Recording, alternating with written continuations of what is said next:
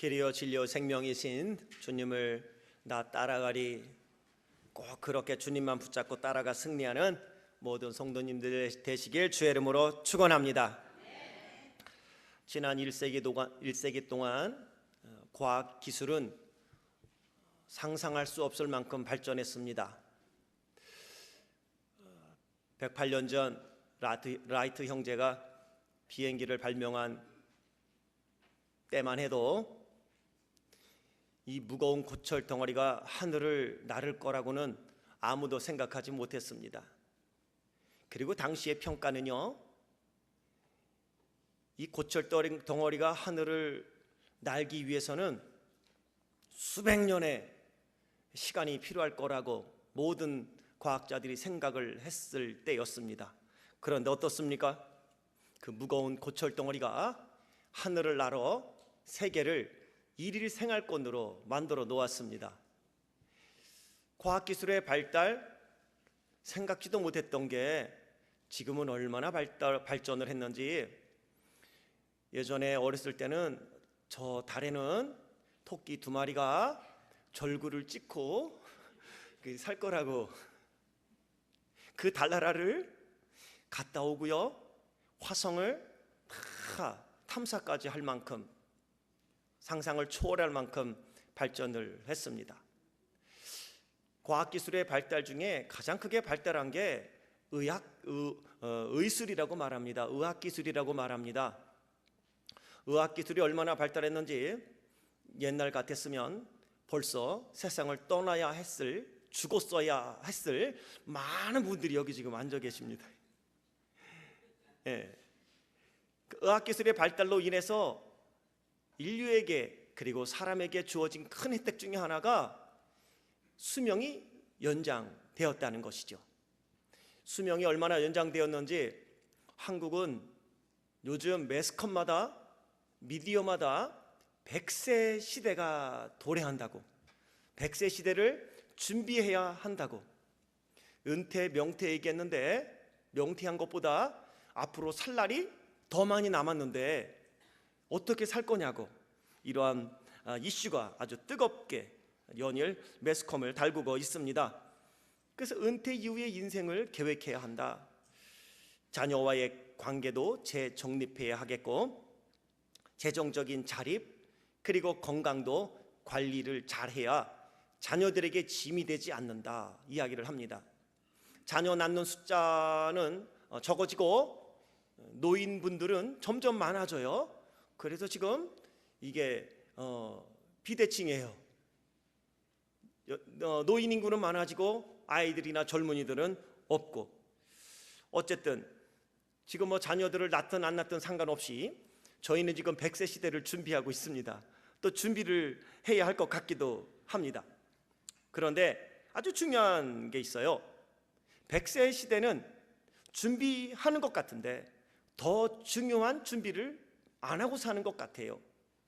너무 세상이 살기 좋아지다 보니까, 그래 100세 시대는 준비하자 하지만 100세 이후의 삶은 준비하지 않고 사는 것 같아요. 100세 이후의 삶이 무엇입니까?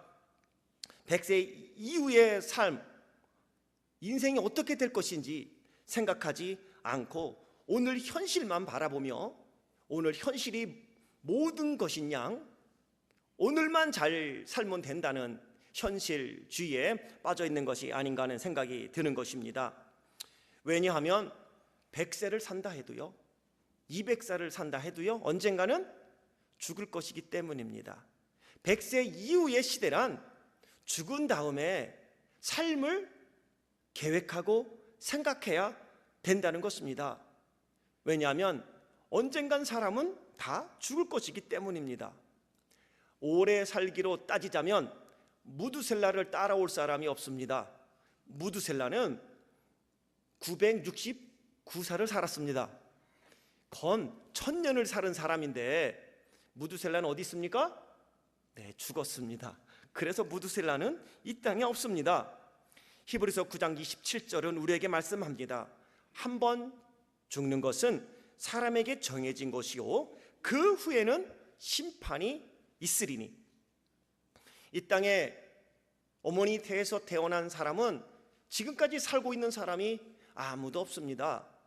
불로장생 늙지도 않고 오래 살아보려고 노력했던 진시 황제도 결국은 죽었어요. 그토록 유명했던 인물들도 다 세상을 떠났어요. 성경의 그 믿음의 조상 아브라함도 이 세상에는 없어요. 그 멋있었던 이스라엘의 왕 다윗도 없어요. 죽었어요. 유일하게 죽었다가 살아나서 지금도 살아계신 분은 예수님밖에 없습니다. 근데 성경은 예수님이 부활의 첫 열매라고 말씀하고 있습니다. 예수님이 부활의 첫 열매라고 말씀하는 것은요, 예수님을 믿고 구원받은 성도들은 예수님처럼 다음에 부활하여 천국에서 영원히 살 것을 지금 예수님이 보여주고 있다라는 말씀이에요. 예수 믿는 사람이나 믿지 않는 사람이나 100세 시대를 준비하고요, 우리도 오늘 이 땅에 살아가야 되기 때문에 먹고 마시고 입고 의식주의 문제 당연히 해결해야 합니다. 분명히 하나님은 우리가 이 땅에 태어날 때 그냥 너 태어나서 그냥 살다 와가 아니라 남들이 보기에는 연약한 사람 같고 남들이 보기에는 볼품없는 사람 같아도요, 하나님은 그 한 사람 한 사람에게 소중한 사명을 주어 이 땅에 태어나게 하셨다는 것입니다. 단지 내가 그것을 깨닫지 못하고 남들과 비교하면서 나는 별것 아니야 라고 생각할 뿐이지만 그거는 자기 생각이에요. 그거를 걸어 우리는 착각이다 라고 말하는 거예요. 남들이 나를 인정해주면 내가 훌륭한 사람이고 남들이 나를 인정해주지 않으면 나는 별 볼 일 없는 사람이야 라고, 그거는 자기가 생각하는 거고요, 남들이 평가하는 것이지 하나님은 여러분 한 분, 우리 한 사람 한 사람 다 소중하게 여기며 이 땅에 해야 될 일이 있기에 사명을 주어 이 땅에 보내신 줄 믿습니다. 그리고 지금 생명이 있는 것은 우리가 아직도 해야 될 일이 있기 때문에, 여러분이 아직도 해야 될 일이 있기 때문에, 하나님이 여러분을 통하여 하고 싶은 일이 있기 때문에 생명을 주신 줄 믿습니다. 그렇게 그리스도로 인하여 구원받은 하나님의 사람들은 먹고 마시고 죽어 없어질 육신의 삶에 만족하며 살 것이 아니라 부활의 첫 열매 대신 예수님을 바라보며 부활의 그날을 고대하는 믿음으로 살아가야 하는 것입니다. 죽음 이후의 시대를 우리는 준비하고 살아야 하는데 죽어서는 준비할 수 없습니다. 지금 준비하는 것입니다. 죽는 분들에게 입히는 수의에는 주머니가 없다는 것 아시죠? 그래서 양복을 사도요, 첫 양복 살 때는 옷들은요 웬만하면 주머니를 다 묶습니다. 다 바느질 해놔서 열 수가 없게 만들어놨어요, 주머니마다. 그래서 살아있는 사람이 입을 때는 바느질한 걸 다 다시 트고 그리고 입어야 돼요. 그래야 주머니를 열 수가 있습니다. 왜? 죽은 사람은 아무것도 가지고 갈 수 없다는 것입니다. 그렇다면 우리가 그리스도를 믿어 구원받아 죽은 이후에 하나님께서 예비하신 예수님이 지금도 하나님의 보좌에 계신 하나님의 나라에 가게 될 텐데, 그때 우리는 그러면 무엇을 가지고 갈 수 있을까요? 가지고 갈 수 있는 것은 눈에 보이는 것은 하나도 없지만 우리는 지금 살아있는 동안에 천국에 갖고는 갈 수 없어도 보낼 수 있는 것은 많습니다. 그것은 언젠가 우리가 하나님의 나라에 갈 때 그 하나님의 나라에서 우리가 받게 되어질 나의 몫인 거예요. 그것은 내가 여기서 지금 보내는 거예요. 가져갈 수는 없지만 여러분의 땀으로 수고하고 애씀, 그거는 하나님의 창고에 쌓아지는 줄 믿습니다. 그래서 예수님은 말씀하십니다.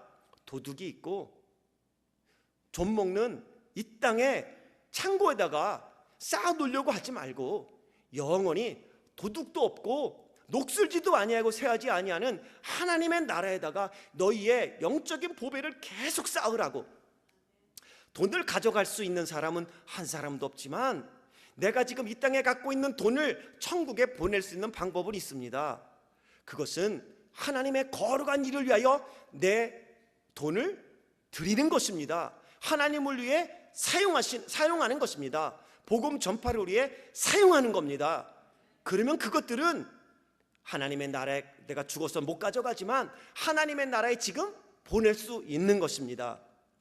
내가 헌신하고 수고하고 애쓰는 것 지금 보기에는 별 볼 일 없는 것 같아도요, 하나님의 나라에 갔을 때 그것이 우리에게 얼마나 영광스러운 축복으로 상급으로 주어질지 생각하며 사십니까? 오늘 바울은 부활의 그날을 고대하며 부활에 이르는 성도의 삶을 살아야 된다고 말씀하고 있습니다. 바울은 복음을 전하며 많은 고난을 당했습니다. 예수님을 증거한다는 이유로 많은 핍박을 받았습니다.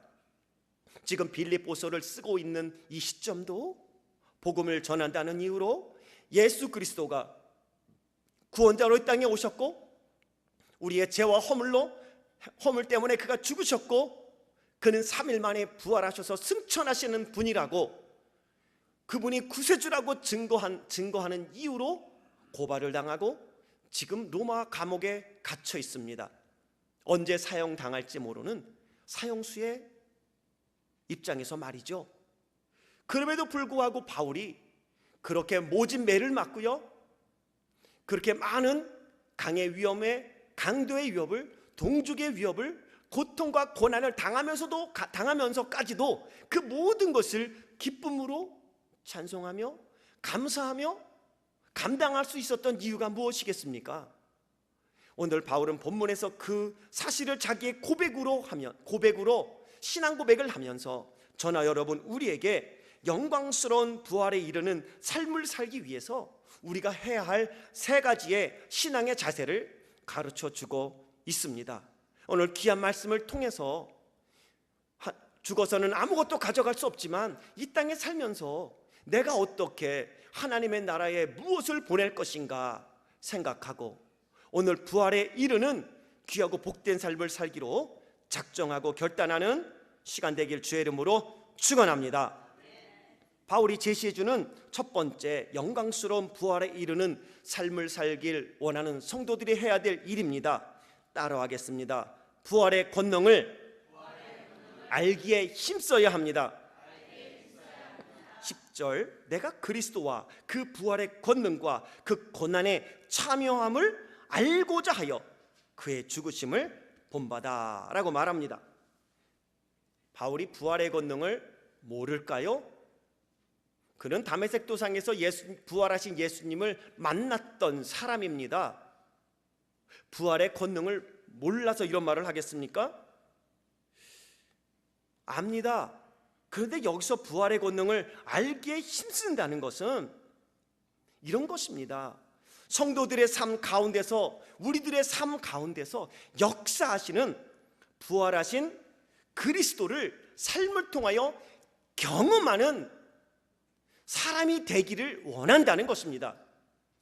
그리스도의 부활을 머리로는 압니다.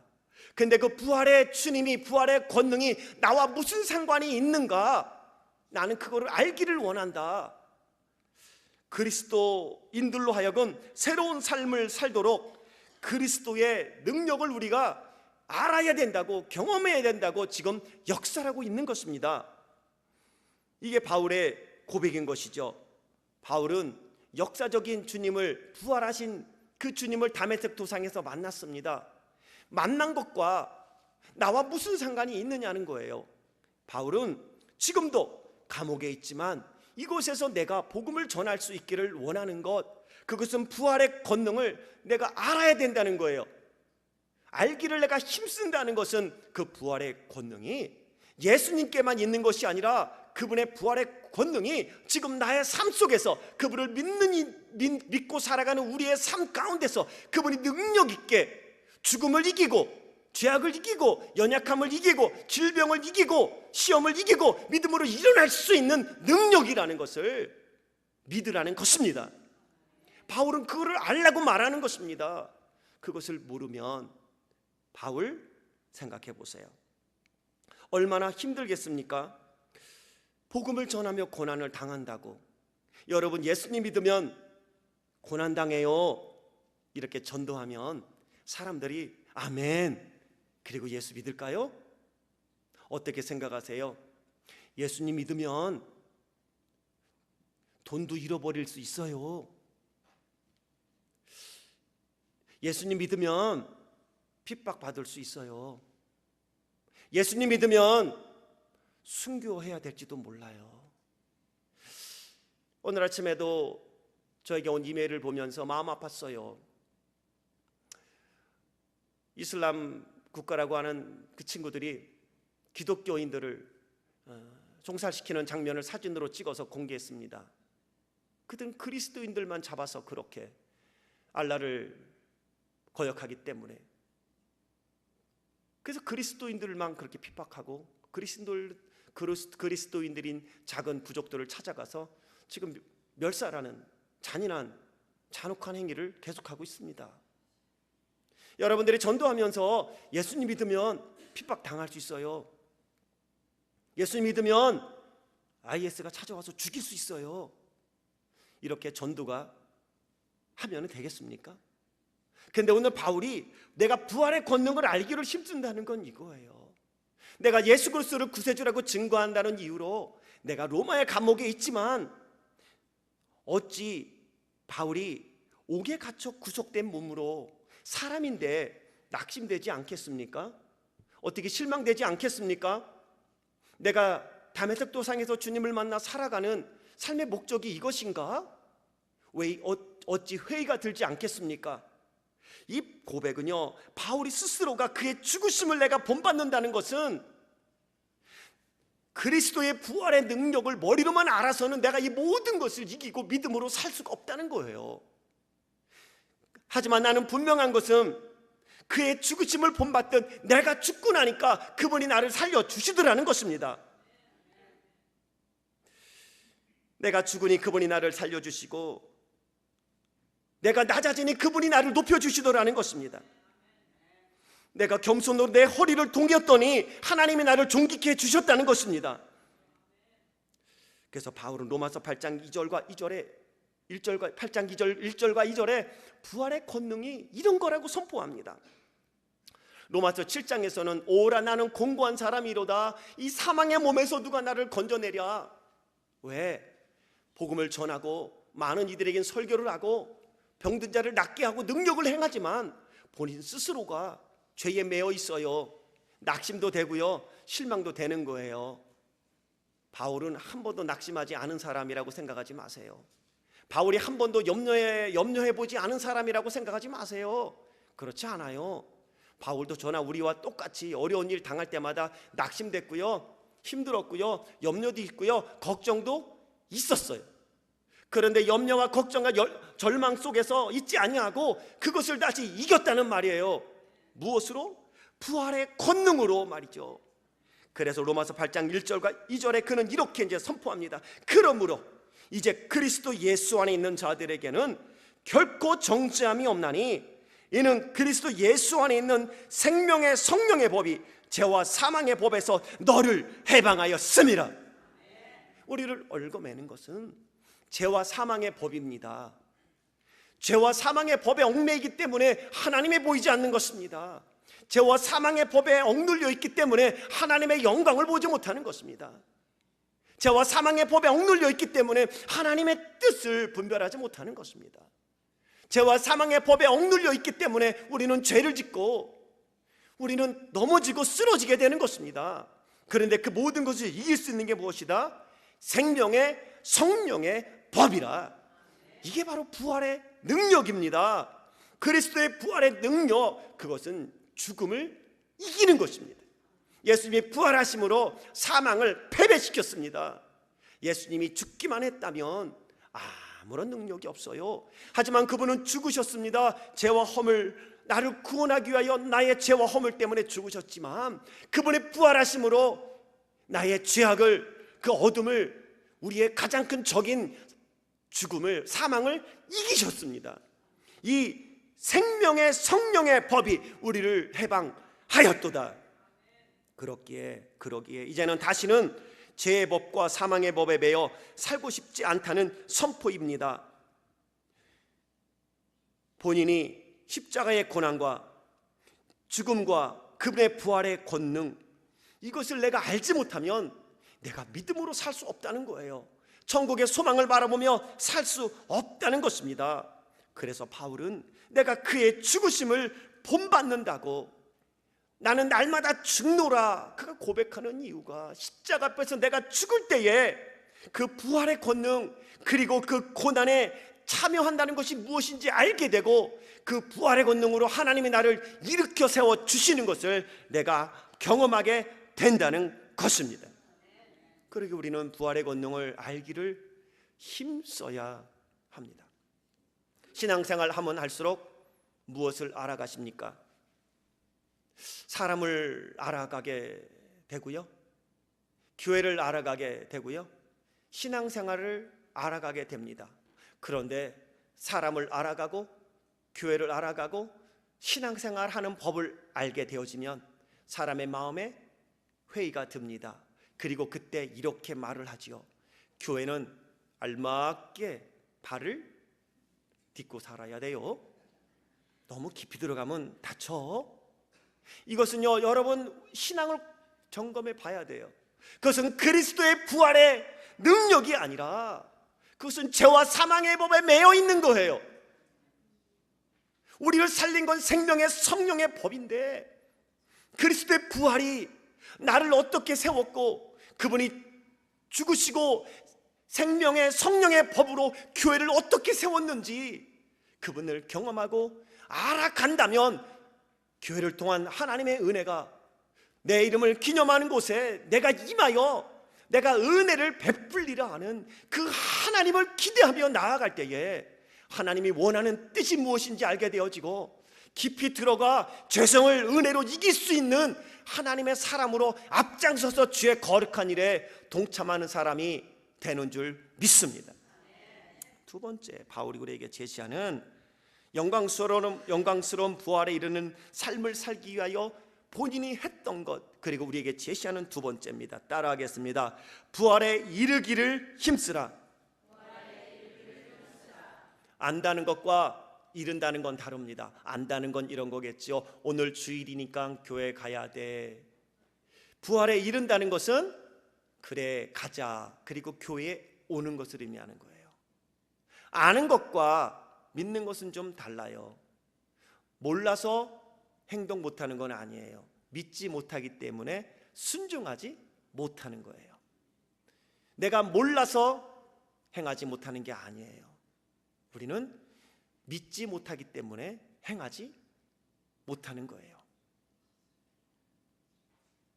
아는 것이 힘이라면 그것이 순종으로 이어지겠죠. 근데 우리는 아는 것은 지식에 불과하고요, 그 지식이 나의 믿음이 될 때 우리는 순종할 수 있습니다. 낮추면 높이신다는 거 모르는 사람 어디 있습니까? 대접을 받고자 하면 먼저 대접하라는 거 모르는 사람이 어디 있습니까? 대접을 받고자 하는 대로 먼저 남을 대접하라는 말씀 모르는 사람 어디 있습니까? 하나님의 나라와 의를 구하라는 것, 그것이 먼저 해야 될 그리스도인들의 삶의 우선순위라고 모르는 사람이 어디에 있습니까? 그런데 우리는 머리로는 알지만 그거를 믿지 못하여 순종하지 않는 것입니다. 순종하지 않는 것은 하나님의 말씀보다 내가 앞서기 때문이죠. 그래서 11절에 바울은 이렇게 말합니다. 어떻게 해서든지 죽은 자 가운데서 부활에 이르려 하노라. 이 말은요, 부활에 이른다는 말은 내가 천국에 가기를 힘쓴다는 말이 아니에요. 예수님을 믿으면 구원받으면 천국 가는 건 당연한 거예요. 부활하고 싶어서 노력한다는 말이 아니에요. 예수님을 믿고 구원받은 사람은 어느 날 다 부활하게 될 것입니다. 이 말은 무엇이냐면, 고난 뒤에 있을 영광스러운 부활, 놓지 아니하고 잊어버리지 아니하며 삶을 통하여 내가 경험하기를 힘쓴다는 의미입니다.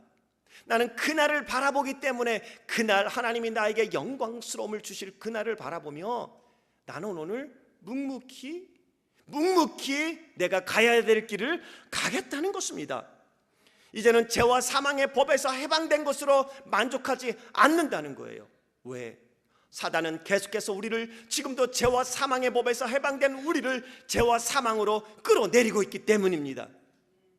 그 사단의 유혹과 그 사단의 시험, 그 사단의 도전 앞에 나는 무릎 꿇을 수 없다는 것을 말하고 있는 것입니다. 그리스도인으로서 그 부활의 영광을 누리며 살겠다는 바울의 고백인 것입니다.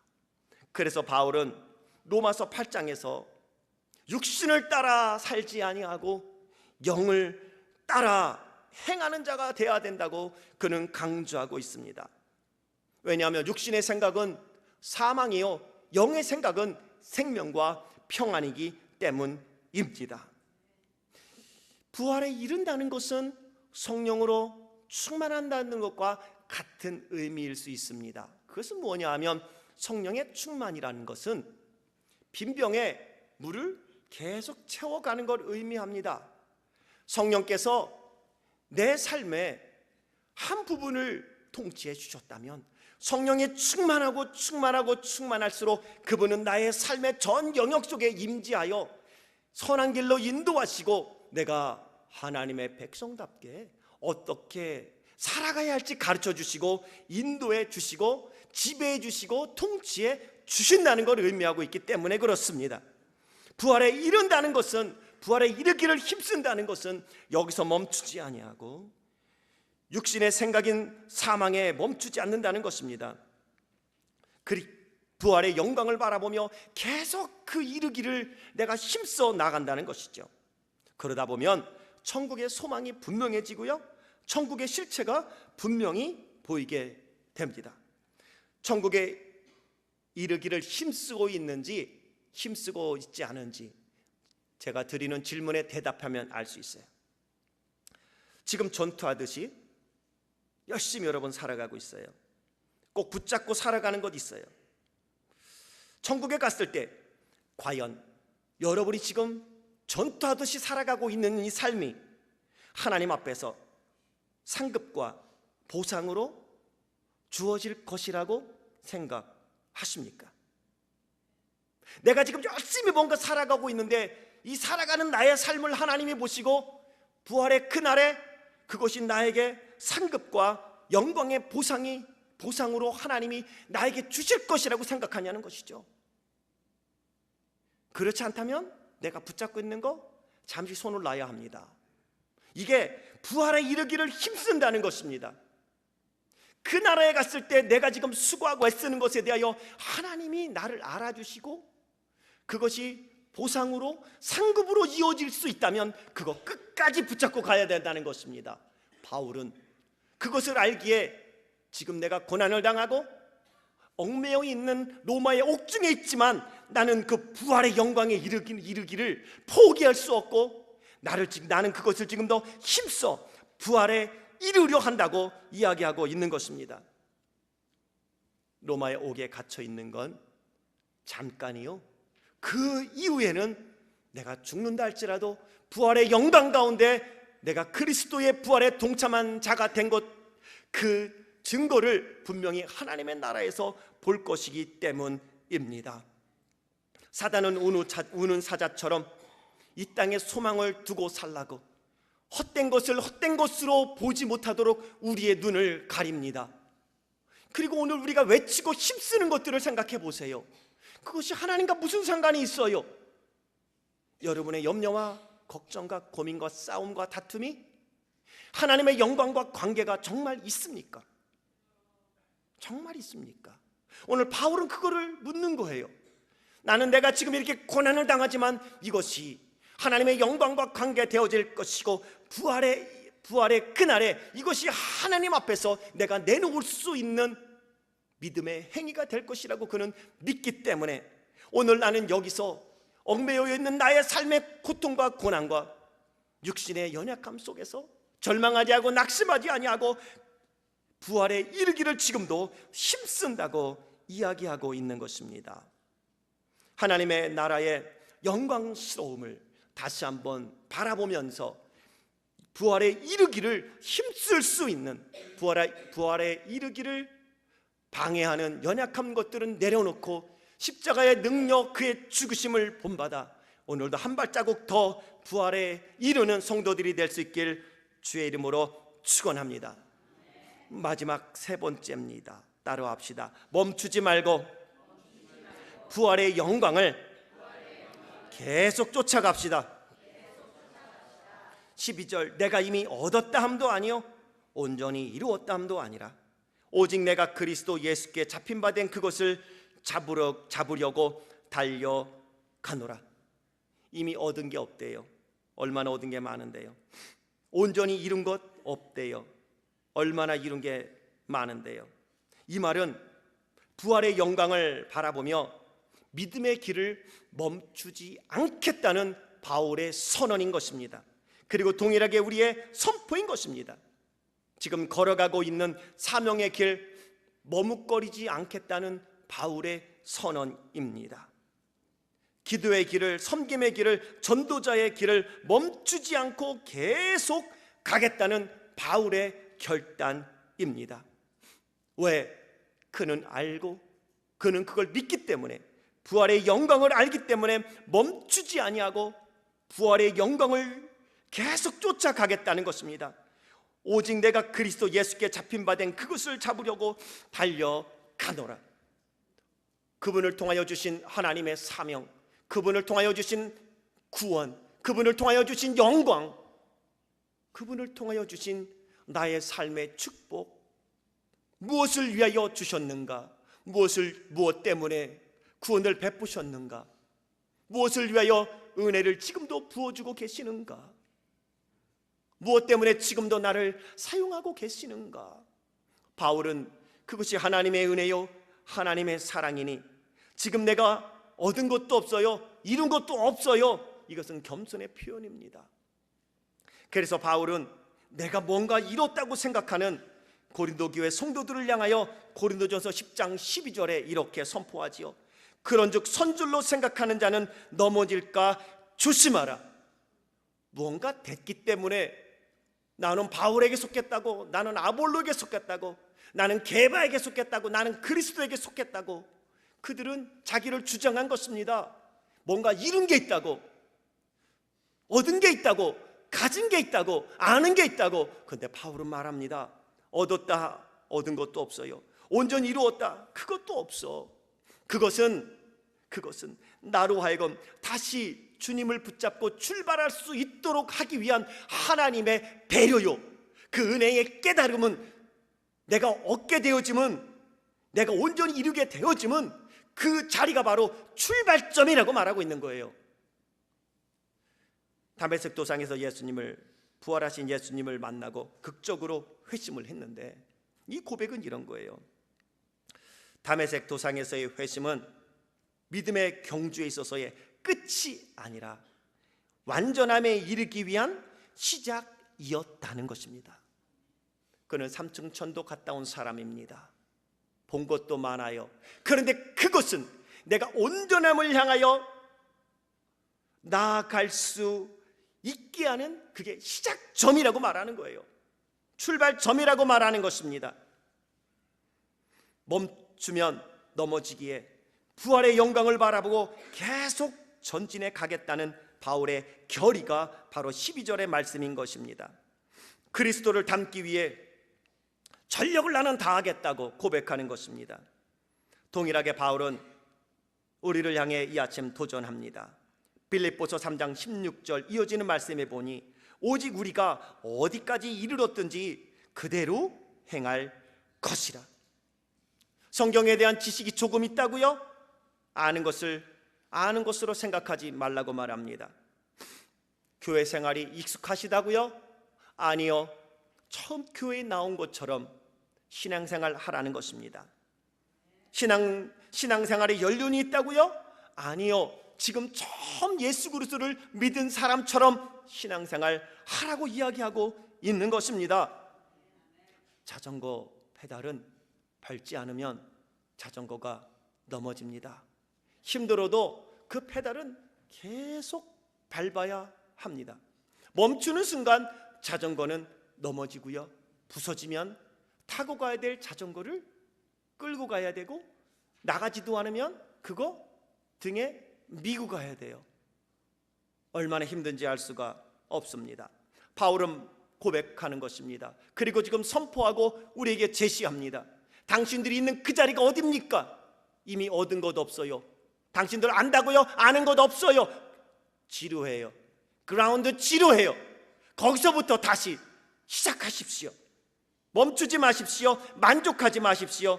사람들과 비교하면 이 정도면 됐지 생각하지 마십시오. 어디까지 이르렀든지 바로 그 자리가 출발점이라는 사실을, 거기서부터 시작해야 한다는 것을 기억하십시오. 부활의 영광을 보지 못하도록 가로막는 염려와 걱정과 사심과 고난과 역경 위에서 일하시는 부활하신 주님을 바라보십시오.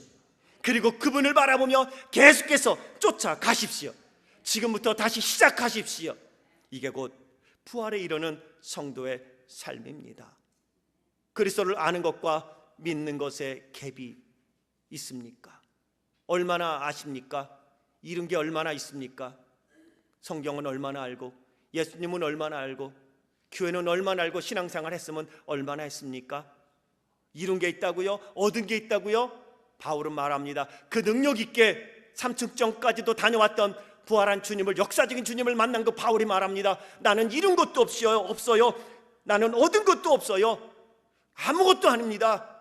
나는 오직 내가 그리스도 예수께 잡힌 바 된 그것을 잡으려고 달려갈 뿐입니다. 부활의 영광을 보고 계속 달려가는 것입니다. 여기서부터 시작입니다.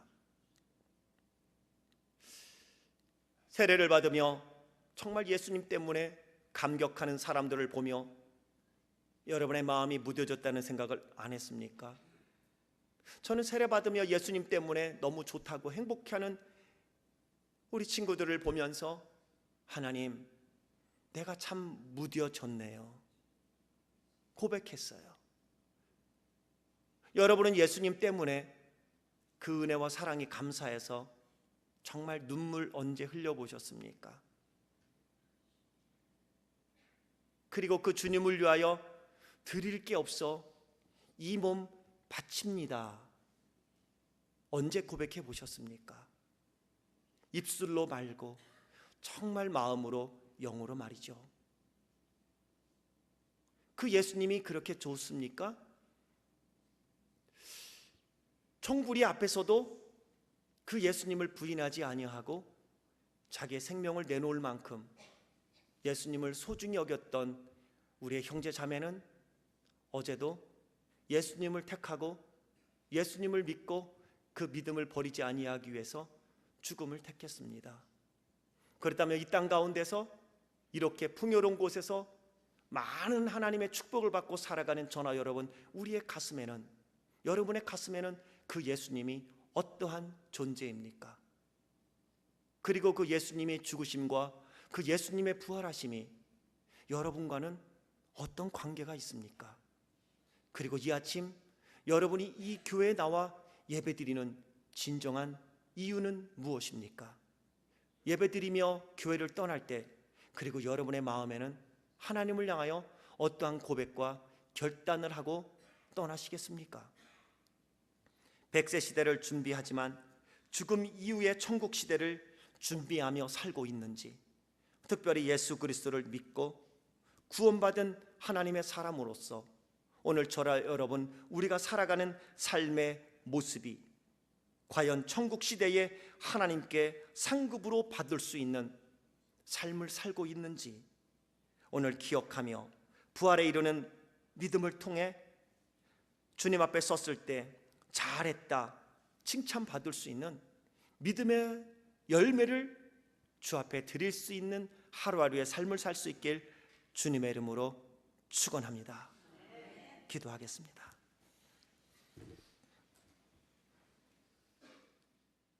하나님,